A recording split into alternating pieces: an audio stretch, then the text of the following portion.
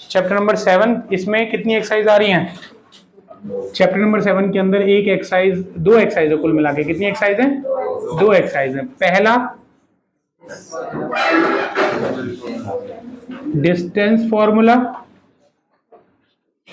और दूसरा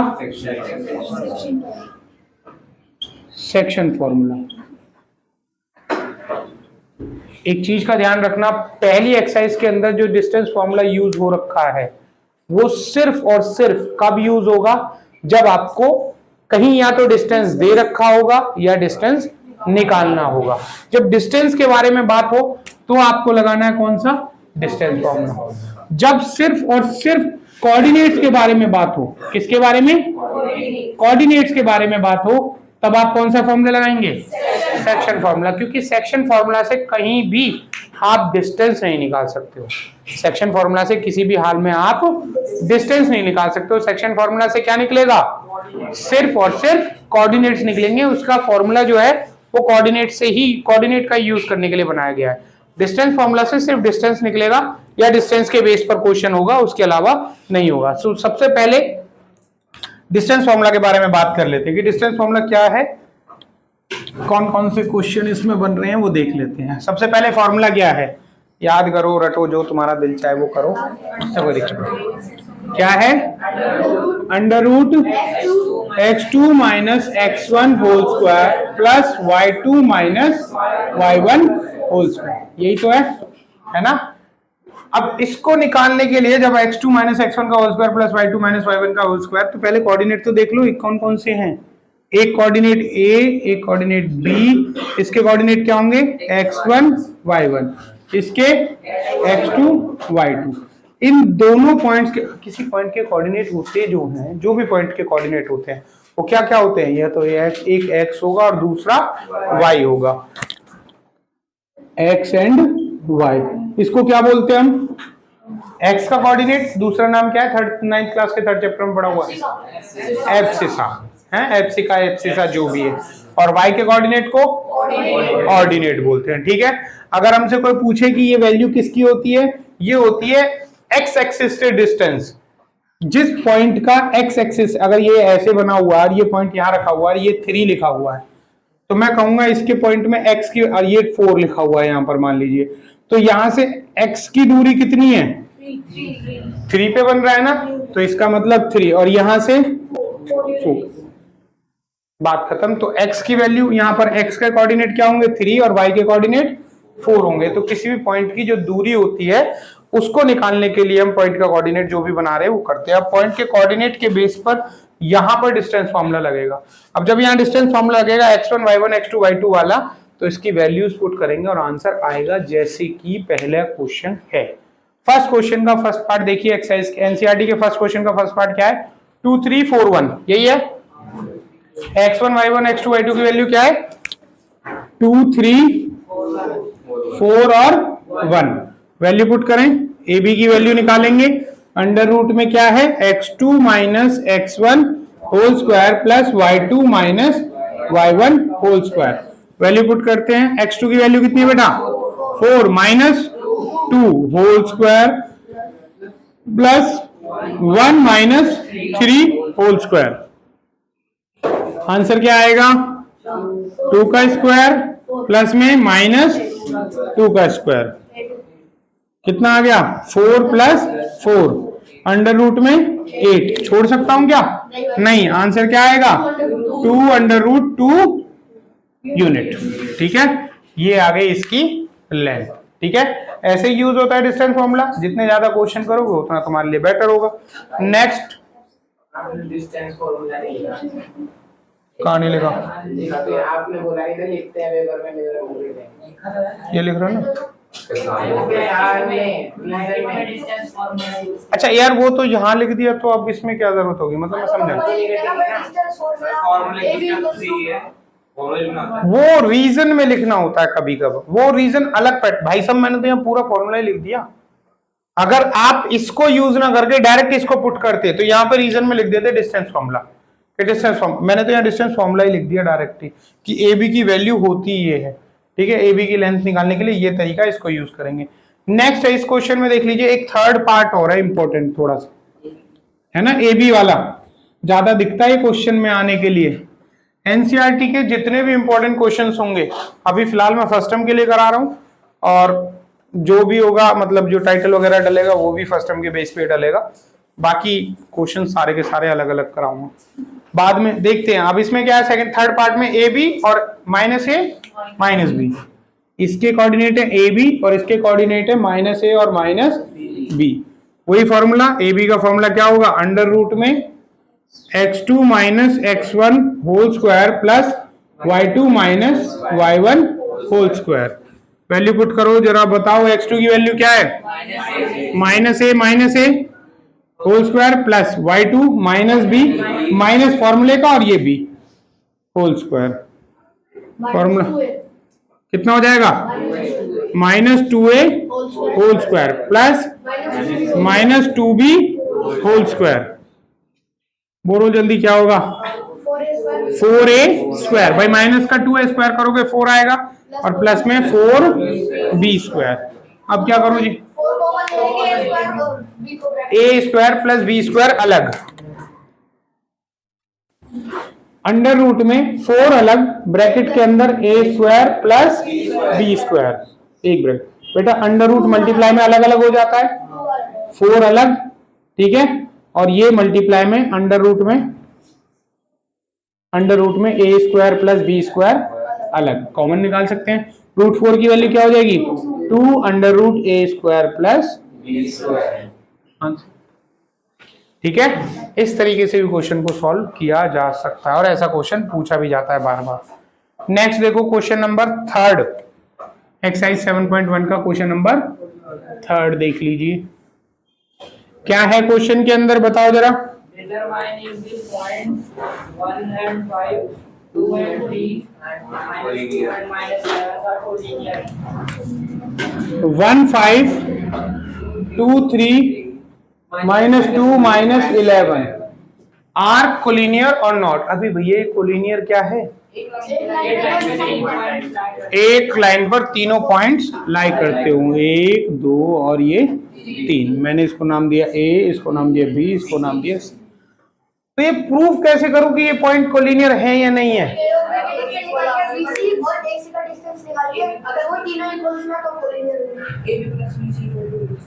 ए B plus B C is equal to, आप गलत बोल रहे थे ना, तीनों इक्वल कैसे हो सकते हैं भाई साहब, इन दोनों टुकड़ों का प्लस अगर ए सी के बराबर आ जाए तो ये तीनों पॉइंट किस पे हैं, एक लाइन पर है। अगर ये दोनों पॉइंट दोनों पार्ट्स का प्लस अगर टोटल के बराबर नहीं आता है तो इसका मतलब ये कोलिनियर नहीं है, ये एक पॉइंट एक ही लाइन पर लाए नहीं करते। तो आपको क्या क्या निकालना है, ए बी बी सी ए सी, फिर प्रूव क्या करना है, A B plus B C is equal to A C prove करना है।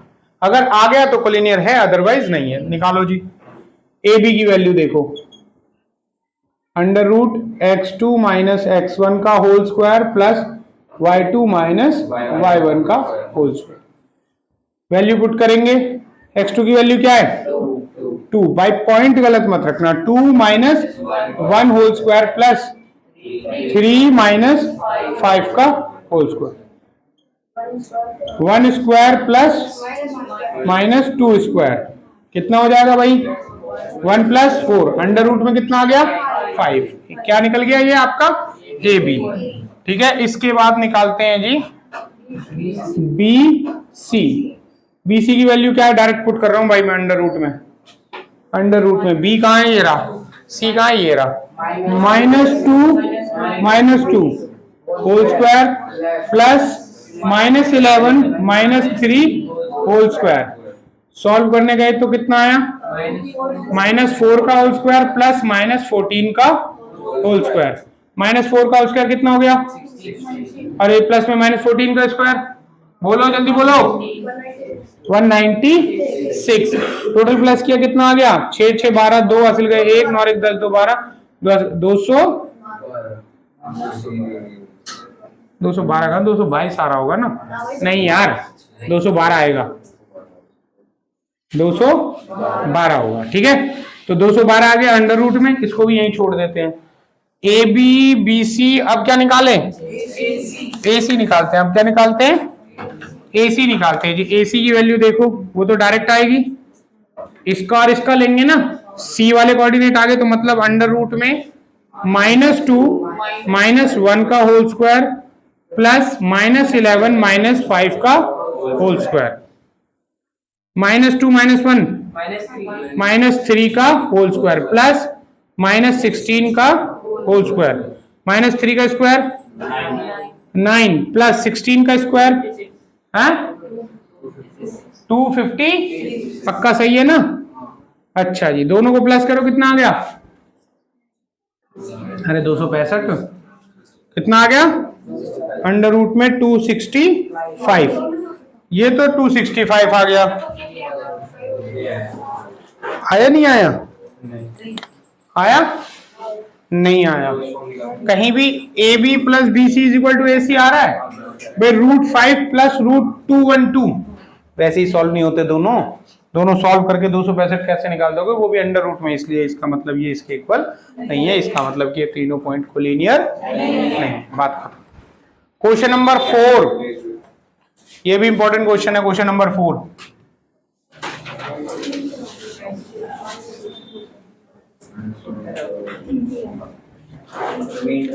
डिस्टेंस फॉर्मूला करने के लिए सबसे ज्यादा जरूरी है आपकी वैल्यू बिल्कुल सही पुट होनी चाहिए। वैल्यू गलत पुट करोगे क्वेश्चन सॉल्व ही नहीं होगा। मतलब कि ऑब्वियसली होगी गलती को वैल्यू पुट करने में, क्योंकि कैलकुलेशन तो वैसे भी बहुत इजी है। क्वेश्चन नंबर 4 देखो जी। Check whether what is are isosceles triangle. Isosceles triangle, पहले तो बकवास बताओ क्या, कहां से आ रही बीबी? आइसोसेलेस ट्रायंगल क्या होता है जी? जिसकी कोई दो साइड इक्वल हो। मुझे दो ढूंढनी है, तीसरी से भाड़ में जाए। ए बी सी, किसी हाल में कोई दो, अब इसमें इससे मतलब नहीं है, तीनों की वैल्यू निकालनी है। तो कोऑर्डिनेट क्या दे रखे हैं? 5 -2 6 4 7 -2, यही है। तो पहले निकालते हैं भाई A B by direct under root में x2 माइनस, बेटा कभी भी कुछ भी निकालना हो ना, कोई फर्क नहीं पड़ता, आप सिर्फ इतना ध्यान रखो पीछे कौन है आगे कौन है। पीछे वाले के कोऑर्डिनेट x2 y2 मान लो, अगले वाले के कोऑर्डिनेट x1 y1 मान लो, सिर्फ वैल्यू पुट करनी है, आंसर आ जाएगा, इसमें कोई कलेश वाली बात नहीं। अच्छा, b के कोऑर्डिनेट क्या है भैया? 6 है ना, तो 6 - 5 का होल स्क्वायर प्लस में y 4 प्लस 2, भाई माइनस लगा हुआ है ना, माइनस माइनस प्लस हो जाएगा, होल स्क्वायर। 6 - 5 कितना हो गया? 1 का स्क्वायर प्लस 6 का स्क्वायर, अंडर रूट 37 आ गया। अंडर रूट 37 आगे निकालो, कौन सा? BC, BC जो तुम हमेशा करते हो है ना, x2 माइनस x1 का whole square plus y2 minus y1 का होल स्क्वायर। अच्छा बोलो जी, C के कोऑर्डिनेट क्या है? 7 है ना, 7 - 6 का होल स्क्वायर प्लस -2 - 4 का होल स्क्वायर। 7 - 6 कितना? 1 स्क्वायर, ये प्लस में -6 का स्क्वायर। आंसर इसका भी अंडर रूट में कितना आ गया? 37। मेरा क्वेश्चन वैसे तो यही खत्म हो गया कि आइसोसेलेस तो है, दो साइड प्रूव हो गई, आइसोसेलेस तो है, पर चलो तीसरी भी निकाल लेते हैं, क्या पता इक्विलेटरल ट्रायंगल बना बैठे इसे हम। AC under root x2 minus x1 whole square plus y2 minus y1 whole square. x2 की वैल्यू बोलो, AC है ना, 7 होगा, 7 - 5 का होल स्क्वायर प्लस -2 प्लस 2 का होल स्क्वायर, ये तो कट गया 0, ये कितना आ गया? अंडर रूट में 2 का स्क्वायर, अंडर रूट 4, आंसर कितना आ गया? 2। ऑब्वियसली ये क्या है? एक आइसोसेलेस ट्रायंगल है। ठीक है, क्लियर है, सही है, समझ में आया भाई? आगे बढ़े, चलो जी आगे। ये जो है ना क्लासरूम वाली जो 4 तितलियां घूम रही हैं, कौन है? चंपा, चमेली और बस, ये तो ये 4 रखी। हाँ अच्छा, चंपा और चमेली ने 4 बच्चों को देखा, चंपा ने अलग देगा, चमेली ने अलग देगा। भाई इसको मैं यही समझा देता हूँ। इस वो अगर उसमें देखोगे आप ग्राफ में, जिनको समझना होगा, वीडियो वाले भी इतने अनपढ़ थोड़ी ना होंगे, एनसीईआरटी तो वो भी उठाएंगे। वीडियो देखने के लिए सबसे ज्यादा जरूरी क्या है? बुक साथ में होनी चाहिए, है ना। क्वेश्चन थोड़ी ना रिप्रेजेंट कर रहे हैं हम। क्वेश्चन नंबर 5 के अंदर ऐसा ही कुछ हो जाएगा। क्वेश्चन नंबर 6 देखो तुम। क्वेश्चन नंबर 5 में है क्या, वैसे बता देता हूं मैं। ये पूछा ABCD स्क्वायर है या नहीं है, ये पूछा है ना। और भी कुछ पूछा है क्या? है नहीं। ABC के कोऑर्डिनेट दे रखे हैं सारे। A के कोऑर्डिनेट बताना क्या है? 3 and 4। D के कोऑर्डिनेट 6 और 1। कुछ नहीं करना, दोनों का मिड पॉइंट सही आ रहा है क्या? मिड पॉइंट सही है, एक है। पहले तो A और C की लेंथ बताओ कितनी है? 1 2 3 4 5 6 है ना, 6 यूनिट है ना, टोटल 6 बॉक्स बन रहे हैं। D और B की 6। अच्छा, इसके बाद इन दोनों का मिड पॉइंट 3 पे ही है ना, मतलब कि ये काट भी एक दूसरे को रही हैं, बराबर भी हैं। तो ऐसा कब होता है? ऐसा कब होता है? बराबर और इंटरसेक्ट करते हो। रेक्टेंगल और स्क्वायर के केस में जब डायगोनल बराबर भी हो और दोनों मिड पॉइंट पे काटते हो, ऐसा कब होता है? सिर्फ और सिर्फ रेक्टेंगल और स्क्वायर के केस में। रोम्बस और पैरेललोग्राम इस चीज को प्रूफ नहीं करते। तो अपना रेक्टेंगल और स्क्वायर में फिक्स। अब इसने कहा कि स्क्वायर है या नहीं है, इसके लिए क्या करो? ABBC चारों साइड की लेंथ निकाल लो। चारों साइड की लेंथ क्या होनी चाहिए? बराबर होनी चाहिए। स्क्वायर आ जाए। BD और AC प्रूफ तो कर दिया। BD AC पहले ही प्रूफ करके बता दिया ना, 6 यूनिट है। इसमें कैलकुलेट करने मत बैठ जाना इसको कि BD की भी लेंथ निकाले और AC की भी। AC तो दिख रहा है, सीधी लाइन पे ही तो है दोनों पॉइंट, क्रॉस में थोड़ी ना है। तो डिब्बे की नहीं है, 6 यूनिट है। ऐसे BD की लेंथ टोटल 6 यूनिट है, तो वो तो दिख रहा है, उसमें कोई कलेश नहीं है। ठीक है ना। क्वेश्चन नंबर 6 बहुत इंपॉर्टेंट है एग्जाम पॉइंट ऑफ व्यू से। है तो 5वां भी। ऐसे कोई इन चैप्टर में ना कोई ऐसा क्वेश्चन नहीं है जिसको आप छोड़ सकते हो।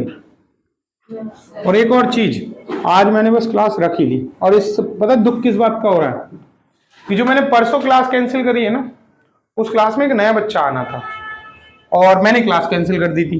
पता नहीं क्यों, मैं थका हुआ था उस दिन। क्यों थका हुआ था ये याद नहीं आ।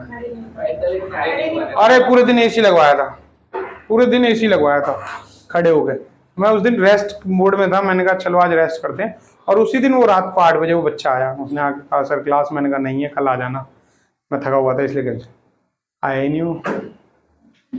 और वो आकाश इंस्टीट्यूट से छोड़ के आ रहा था। 10th क्लास का बच्चा फाउंडेशन कोर्स लेके बैठा था, 2-3 लाख रुपए खर्च करके अब ट्यूशन पढ़ने आ रहा था कि कोचिंग छोड़ देते। किसी ने बताया कि वहाँ पढ़ना है। और पहला ही दिन खराब निकल गया उसका, लक खराब था। उस दिन मैं पढ़ा नहीं पाया तो मना कर दिया। वो वापस आया तो फिर अब 2 दिन से वो आ नहीं रहा। आज मेरा कतई हिम्मत नहीं थी, मैं इसलिए आया। मैंने कहा हो सकता है कल कीचड़ की वजह से ना आया हो, आज आ जाए। अदरवाइज मैं आज क्लास नहीं रखता, क्योंकि आज भी मैं रेस्ट में नहीं हूँ। पूरा दिन गया ऐसे भगते भगते, आज क्लास नहीं ली मैंने कोई भी। पर चलो कोई नहीं, पढ़ा देते हैं भैया। बड़ा आदमी वैसे नंबर नहीं मांगता मैं किसी से, जरूरत नहीं दिखाई दी। नंबर लिखा नहीं मैंने। चलो जी, क्वेश्चन नंबर 6 होना चाहिए, वैसे तो हो जाएगा। इसमें भी क्या है, नेम द। अच्छा, इस जो तुम बता रहा था ना वो डायगोनल्स वाला कलेश, वो इसमें निकालना है। इसमें निकालना है। इसमें आपको कोऑर्डिनेट दे रखे हैं चारों के, है ना। चारों पॉइंट के कोऑर्डिनेट दे रखे हैं और ये पूछा है कि कौन सा क्वाड्रिलेटरल है, कौन सा क्वाड्रिलेटरल है ये बता दो। अब आपके पास 4 तरीके, वैसे तो बहुत सारे क्वाड्रिलेटरल होते हैं, लेकिन तुम्हारी औकात जितनी है वो है एक पहला रेक्टेंगल, दूसरा तुम्हारी तो कतई ना मानू पैरेललोग्राम।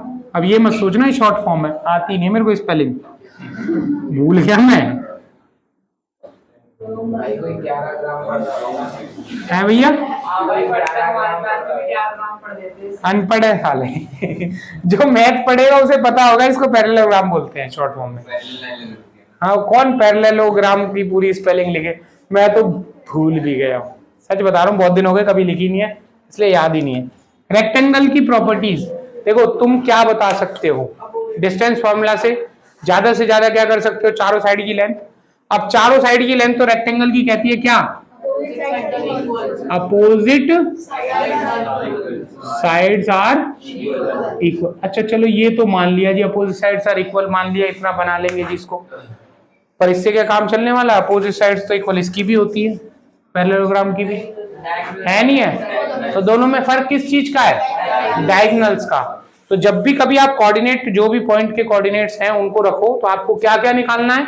एक तो चारों साइड की लेंथ निकालनी है, ठीक है, और दूसरा डायगोनल्स की लेंथ निकालनी है।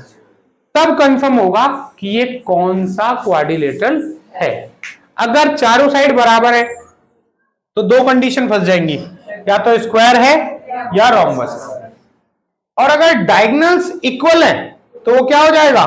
स्क्वायर हो जाएगा। और डायगोनल्स अनइक्वल है तो वो क्या बन जाएगा? रोम्बस। तो आपको चारों साइड की लेंथ तो इसलिए निकालनी है क्योंकि आपको ये डिसाइड करना है कि इनमें से स्क्वायर रोम्बस वाले पार्ट में जा रहा है या रेक्टेंगल पैरेललोग्राम वाले पार्ट में जा रहा है।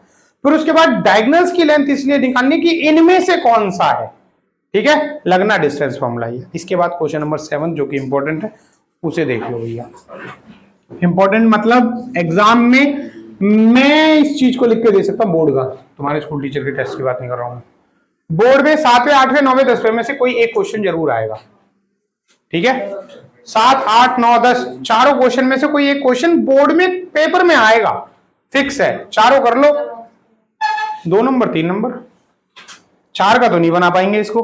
Find the point on x axis. पहले तो ये बता दो, पॉइंट ऑन एक्स एक्सिस की बात मैंने पहले भी कई बार बताई हुई है। ये कोई अगर एक्स एक्सिस पर है, अगर कोई पॉइंट एक्स एक्सिस पर है तो उसके कोऑर्डिनेट्स क्या हो सकते हैं? X and 0। अगर कोई वाई एक्सिस पर है तो उसके कोऑर्डिनेट क्या होंगे? 0 एंड वाई। ये ध्यान रखिएगा, ठीक है। तो कोऑर्डिनेट पता लग गए मुझे। पहली बात तो यही पता लग गया कि जिस पॉइंट की आप वैल्यू निकालने वाले हो उस पॉइंट के कोऑर्डिनेट x और 0 होंगे। x की कोई वैल्यू होगी मुझे नहीं पता, वो देखते हैं।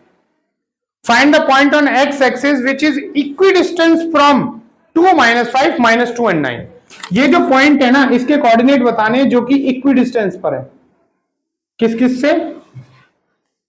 2 -5 -2 एंड 9, इन दोनों से इक्विडिस्टेंस, मतलब कि ये क्या है? बराबर है। इसके कोऑर्डिनेट, इसको x1 y1 मान लो, इसको x2 y2 और इसको भी x2 y2। क्यों बोल रहा हूं मैं दोनों को x2 y2? एक बार तो ये केस लो, एक बार ये केस लो। इसको मानो OAB, आपको गिवन है OA is equal to OB। ये क्या है? आपको गिवन है। वैल्यू पुट करो OA की, अंडर रूट में क्या होगा? A के कोऑर्डिनेट बाद में लिखने हैं ना, मतलब पहले 2 माइनस एक्स का होल स्क्वायर प्लस -5 -0 का होल स्क्वायर, यही तो होगा भाई, is equal to under root में OB -2 माइनस एक्स का होल स्क्वायर प्लस 9 -0 का होल स्क्वायर, यही रहेगा। सबसे पहले तो अंडर रूट से टोटल अंडर रूट से कट गए। इसके बाद कौन सा क्या लगाऊं? आइडेंटिटी लग रही है, कौन सी? a square plus b square minus 2ab, a minus b के होल स्क्वायर की identity, a square plus b square minus 2ab, और ये कितना हो जाएगा? प्लस में 25 डायरेक्ट हो जाएगा, इसकी तो कोई दिक्कत ही नहीं है, ये तो 25 आना है। अरे यार भैया अभी थोड़ी देर में फोन करूंगा। इज इक्वल टू में क्या होगा? फिर दोबारा वही आइडेंटिटी लगा लो, -2 का स्क्वायर प्लस x का square -2 into -2 into x, a minus b के होल स्क्वायर, इसको a मान लो ना -2 को, a माइनस बी के whole square, a square plus b square minus 2ab, ठीक है, और प्लस में होगा नहीं होगा, ठीक है। अब इसके बाद इसे सॉल्व करने गए तो ये क्या हो गया? 4 plus x square minus 4x plus 25 is equal to 4 plus x square plus 4x plus 81। किससे कट गया? एक्स स्क्वायर से एक्स स्क्वायर, 4 से 4, ये माइनस 4x से 4x नहीं कटेगा, एक माइनस का एक प्लस का है, इस साइड आएगा तो ये भी किसका हो जाएगा? यही गलती करते हो हर बार बच्चे कि 4 से 4 को काटेंगे अच्छा लग रहा है, एक्स स्क्वायर से एक्स स्क्वायर काटेंगे अच्छा लग रहा है, -4x से +4x को भी काट देते, पता नहीं क्यों। भाई इन दोनों के तो साइन अलग अलग है, मतलब कि इक्वल के इस तरफ आएगा तो सेम साइन नहीं होंगे। हम इनको क्यों काट रहे हैं? सेम साइन है, इस तरफ लाएगा तो दूसरा साइन आना है, मतलब ये एक दूसरे से ऑब्वियसली कटने वाले हैं। जिनके पहले से ही अलग साइन रखे उन्हें क्यों काटोगे? तो इज इक्वल टू में कितना हो जाएगा? 81 माइनस 25। आंसर कितना आएगा भैया बोलो? माइनस का 8x आ गया, इज इक्वल टू में 81 में 25 माइनस कर दो यार, बता दो कितना आएगा? 56 आएगा है 56। x की वैल्यू कितनी आ गई बेटा? 56/-8 कितने पे? माइनस कोऑर्डिनेट क्या आ गई? -7 एंड। ठीक है, क्लियर है? Question solve. अब इसके बाद जो भी क्वेश्चन होंगे सारे कर लेना। आप करते हैं सेक्शन फॉर्मूला। ठीक है, 3 क्वेश्चन बचते हैं, कर लीजिए। बाकी कोई प्रॉब्लम आए तो पूछ लेना। बाकी फिर कह रहा हूं मैं, कोशिश करो जिससे कि 1 से 2 घंटे की क्लास, ये जो छुट्टियां पड़ेंगी ना अभी पेपरों से पहले 4-5 दिन की, 5 दिन, मैं कोशिश कर रहा हूं कि कल परसों में ही, कल ही वीडियो डाल दूं। और तुम कोशिश करो कि 5 दिन के अंदर 1000 सब्सक्राइबर हो जाएं, जिससे कि लाइव खुल जाए। लाइव स्ट्रीमिंग खुली मतलब समझिए कि छुट्टियों में जो 5 तारीख से छुट्टियां पड़ रही हैं उनमें रेगुलरली क्लास ली जा सके। 2-2.5 घंटे के लिए एक बार लाइव ऑन करा, लग गए काम धंधे में। तुम भी पढ़ते रहो, लाइव भी जाता रहे। तुम घर से भी पढ़ सकते हो, उसमें किसी की तुम भी पढ़ सकते हो। तुम्हें ना बुलाएं रात को 8 बजे, 10 बजे, 9 बजे, जिस टाइम भी लेने का मूड करे उस टाइम क्लास लेने बैठ जाऊं मैं। तो क्या है, शटर डाउन मार दूंगा, क्यों दिखाऊंगा किसी को कि क्या चल रहा है क्या नहीं? कुछ नहीं, बंद कर दो, जरूरत नहीं पड़ेगी। ठीक है, next section formula. Section formula कितने पॉइंट चाहिए सेक्शन फॉर्मूला के लिए? पहले तो ये बताओ कितने पॉइंट चाहिए? 3 पॉइंट पे काम करता है ये। सबसे पहला, एक यहाँ कहीं, एक यहाँ कहीं और एक बीच में कहीं। ये पॉइंट ए ले लिया, इसको बी ले लिया और इसको सी ले लिया। इसके कोऑर्डिनेट x1 y1 होते हैं, इसके कोऑर्डिनेट x2 y2 होते हैं, और इसके कोऑर्डिनेट x और y। इसके कोऑर्डिनेट क्या होते हैं? इसके लिए फॉर्मूला है मेरे पास। इस पॉइंट के कोऑर्डिनेट्स को निकालने का फॉर्मूला ही सेक्शन फॉर्मूला कहलाता है। रेशो होता है m1 m2। ये रेशो है, इस पूरी लाइन को कितने रेशो में डिवाइड किया गया है वो m1 और m2 से रिप्रेजेंट होता है। m1 रेशो ac तक है और cb तक क्या है? m2 रेशो है। इस पॉइंट के, मैं फिर कह रहा हूं, जो आपके पास फॉर्मूला है वो है x का, और x क्या है? वो जो बीच में कोई पॉइंट है ना, उसका पहला कोऑर्डिनेट x कोऑर्डिनेट है वो। ठीक है, x की वैल्यू क्या होती है? m1 x2, सॉरी आपके पास, मैं फिर कह रहा हूं, आपके पास जो फॉर्मूला है वो है बीच वाले उस पॉइंट के कोऑर्डिनेट को निकालने का, जो किसी रेशो में उस लाइन को डिवाइड करता है।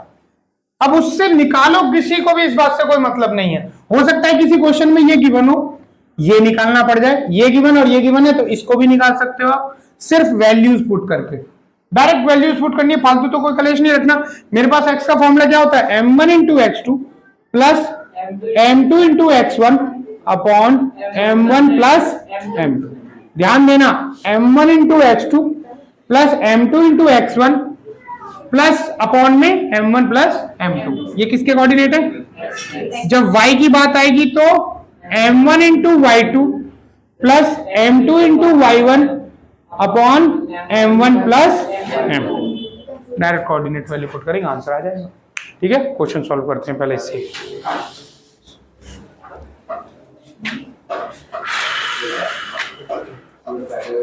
तो पहला क्वेश्चन है, शाबाश। देखो जी, पहला क्वेश्चन, इसमें डायरेक्ट वैल्यू पुट करके दिखाता हूं। पॉइंट है -1 एंड 7, -1 एंड 7। दूसरा पॉइंट है 4 और -3, और m1 m2 की वैल्यू कितनी है? 2:3। ठीक है, सबकी वैल्यू दे रखी है। आपको बीच के कोऑर्डिनेट निकालने हैं, x y की वैल्यू निकालनी है, बीच वाले की वैल्यू पुट करते हैं। m1 की वैल्यू 2 इंटू x2 की वैल्यू 4, ध्यान से देख लो, बोलो, प्लस में m2 की वैल्यू 3, मल्टीप्लाई में x1 की वैल्यू -1 अपॉन में 2 प्लस 3। वैल्यू निकाल लू, सॉल्व करूं, कितना आएगा? 4 2 जा 8 -3 6 कहां से आ गया भाई? फुर्तीला मत बन, फायदे में रहेगा। 5/5 कैंसिल किया तो 1। इधर बोलो m1 की वैल्यू 2, y2 की वैल्यू -3। बेटा कई बार गलती होती है, पता क्या है, बोल तो रहे हैं मुंह से y2 और वैल्यू पुट कर रहे हैं x2 की। सिर्फ यही गलती होती है कि पॉइंट, मैंने फिर कहा पहले डिस्टेंस फॉर्मूले में भी यही कलेश था कि वैल्यू पुट करनी आनी चाहिए सही सही। वैल्यू पुट करी, क्वेश्चन सॉल्व। वैल्यू पुट गलत हो गई, तुम्हें पता ही नहीं लगा क्वेश्चन गलत हो गया और तुम करते चले गए। तो इसके लिए ये तो खुली रहनी चाहिए, साथ में इधर भी कोई 2 होती हैं जो माँ बाप बताते नहीं यहाँ वाली, उनको भी खोल के रखना पड़ेगा, और नहीं तो कब कहां से क्या खुल जाएगा पता नहीं लगेगा, टीचर की दिक्कत हो जाएगी, है ना। 2 - 3 प्लस m2 की वैल्यू 3 मल्टीप्लाई 7। कोई बोल दो गलत, गलत ही बोल दो, कोई बोल ही नहीं रहा। 2 - 3 प्लस 3 इंटू 7। अबे भाई 3 की वैल्यू 7 से मल्टीप्लाई होगी ना y1 से, अपॉन में क्या आ जाएगा 5। कितना हो गया? -6 प्लस 21 अपॉन 5, 15/5 कैंसिल किया तो 3। कोऑर्डिनेट क्या आ गए? 1 एंड सॉल्व। ठीक है, इस तरीके से क्वेश्चन सॉल्व होना। इसमें भी जो ये झंडे लेके भाग रही है ना दीदी, ये क्वेश्चन भी इंपॉर्टेंट है। क्या रख के करवा दिया था? मतलब जो x के था वो ब्रैकेट में एक ही तरफ और दूसरी साइड में कॉमा लगा के y की। स्कूल वाले वो कुछ भी कर सकते हैं, मैं किसी को गलत नहीं कह रहा, मैं ठीक हूं, बस इतना पता है मुझे। कोई क्या कर रहा है इस बात से तो मुझे नहीं पता, लेकिन हाँ मुझे इतना पता है जो मैंने किया वो बिल्कुल ठीक है। अच्छा, इसके बाद क्वेश्चन नंबर 3 में क्या करना भाई? Find the coordinate of the point of trisection of the line segment this and this. ये ट्राइसेक्शन क्या है भाई? बोलो जल्दी, ट्राइसेक्शन क्या है? 3 इक्वल पार्ट्स में डिवाइड करना, इसको बोलते हैं ट्राइसेक्शन। किसी लाइन के ट्राइसेक्शन करने के लिए कितने पॉइंट चाहिए? बीच में 2 चाहिए। लास्ट वाले तो गिवन ही होंगे यार, ऑब्वियस सी बात है। बीच में 2 चाहिए ना, तो लास्ट वाले क्या है? 4 - 1 - 2 - 3। 4 -1 क्या लिख रहा हूं मैं हाथ का 4 - 1 - 2 और -3। ट्राइसेक्शन का मतलब एक पॉइंट यहाँ, एक पॉइंट यहाँ, ये बराबर है, मतलब रेशो 1:1:1 है, बराबर बराबर है तो 1:1:1 हो गया ना। इस पॉइंट के कोऑर्डिनेट मान लीजिए आपने x y माने, क्या माने? इसके कोऑर्डिनेट निकालने हैं भाई। रेशो पता लग गया, पॉइंट की वैल्यू भी पता है, x की वैल्यू बताओ भाई क्या होगी? m1 की वैल्यू क्या होगी? बोलो जरा, m1 की वैल्यू क्या होगी? m2 की वैल्यू 2, क्योंकि जब इस पॉइंट के कोऑर्डिनेट निकाल रहे हो तो 2 रेशो इस तरफ जा रहे हैं और एक इस तरफ, 2 हिस्से इस तरफ है, एक हिस्सा इस तरफ है। ये ट्राइसेक्शन है ना, 1 1 1, ये बहुत सारे एक दिख रहे हैं इसलिए कंफ्यूज हो, ये फालतू बना दी मैंने। तो जब कभी आप इस पॉइंट को देखोगे तो यहां पर इस पॉइंट को छिपा लो, तो यहां पर एक रेशो इस तरफ है और 2 रेशो इस तरफ, तो यहां पे m1 की वैल्यू क्या आ जाएगी? 1 और m2 की वैल्यू 2 आ जाएगी। तो यहां पर m1 इंटू 2 क्या हो जाएगा? 1 मल्टीप्लाई -2 और प्लस में 2 मल्टीप्लाई बाय 4। नहीं समझ पा रहे क्या कर रहे हो? एक्स बोल क्यों नहीं रहे? फिर मैं फॉर्मूला रख लेता हूं, लोग गरीब हो। m1 into x2 plus m2 into x1 upon में m1 प्लस m2। m1 की वैल्यू बोलो 1 मल्टीप्लाई x2 की वैल्यू बोलो -2 प्लस में m2 की वैल्यू बोलो 2 मल्टीप्लाई में x1 की वैल्यू बोलो 4 अपॉन में 1 प्लस 2। ठीक है, -2 plus 8 upon 3 plus 6 upon 3 cancel किया तो 2 आंसर कितना आ गया? 2 आ गया। ठीक है, अब अगर मैं y की वैल्यू निकालने जाऊं, y के coordinate m1 into y2 plus m2 into y1 upon m1 plus m2। Value put करो, m1 की वैल्यू बोलो 1 multiply by -3 plus 2 multiply by -1 upon 3 -3 -2 upon 3 कितना आ गया -5/3। सही किया मैंने? सही किया नहीं किया? अरे कोऑर्डिनेट चेक करो फिर उसके बाद बताओ।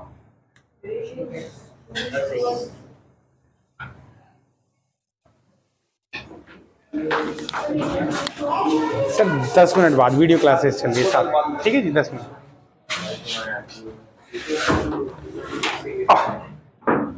-5/3 सही है यार, गलत थोड़ी ना, सही है।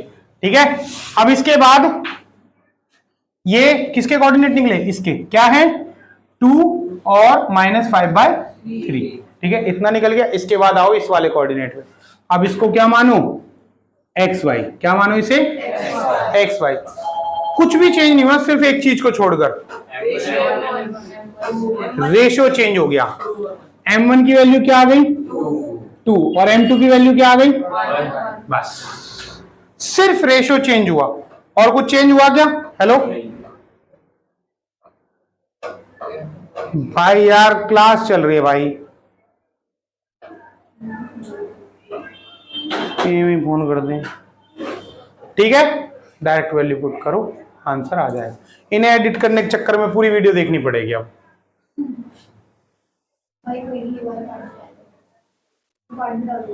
मैं सारा ही डालू, मेरे बस की नहीं है काटना भाई। कल मैंने वीडियो देखी ही नहीं, वो बस शुरुआत का जो स्टार्टिंग में थोड़ा सा था ना 2 मिनट का, वो काट के फेंक दिया सारा। मैंने कहा भाड़ में जा, जो कुछ भी है कौन काटेगा इतना, जो डालना डाल दो। मैं कोई गाली दे नहीं रहा ना, कोई अश्लील बात कर रहा हूँ। कोई ऐसी चीज तो है नहीं, क्लास है भाई, कोई आ रहा है, कोई आ रहा है, बात कर रहा, कर लेते हैं यार। इसीलिए तो मैं चाह रहा हूँ कि लाइव चले जाए ना, तो झंझट ही खत्म रहता है। कोई आ भी रहा है, कुछ हो भी रहा है, चलने दो। 1 घंटे की बजाय 1.5 घंटे तक क्लास चल जाए, उसमें कोई इश्यू नहीं होता। ठीक है, वैल्यू पुट करना, आंसर आ जाएगा। नेक्स्ट क्वेश्चन नंबर 4 देख लो भाई, कंसल्ट कर लेते हैं इस बारे में। क्वेश्चन नंबर 3 जो है ना, झंडे वाली दीदी जो है 2, इनको कर लेना भाई साहब। ये ना 4 नंबर में आता है, डिजाइन बना 4 नंबर में भी नहीं, ये जो क्वेश्चन नहीं होते तुम्हारे केस बेस्ड स्टडी क्वेश्चन, अलग बेवकूफी है वो, अलग ही जमात चल रही है, वो वाले क्वेश्चन भी है ये, है ना। कुछ नहीं है, इसके कोऑर्डिनेट बताने हैं। वो 1/4 है, 100 का 1/4 कितना होता है? 25 होता है ना। तो मैडम जी के कोऑर्डिनेट हो गए 2 और 25, जो ये पहले वाली 1/4 दिखा रही है। दूसरी 1/5 है, तो उसके कोऑर्डिनेट हो गए कितने? 8 और 20। y की वैल्यू तो बतानी है, x की वैल्यू तो वो लाइन है जिसपे वो चल रहे हैं, एक 2 पे दौड़ रही है, एक 8 पे दौड़ रही है, बस y की वैल्यू बतानी है। तो y क्या है? टोटल 100 की लेंथ है, गमले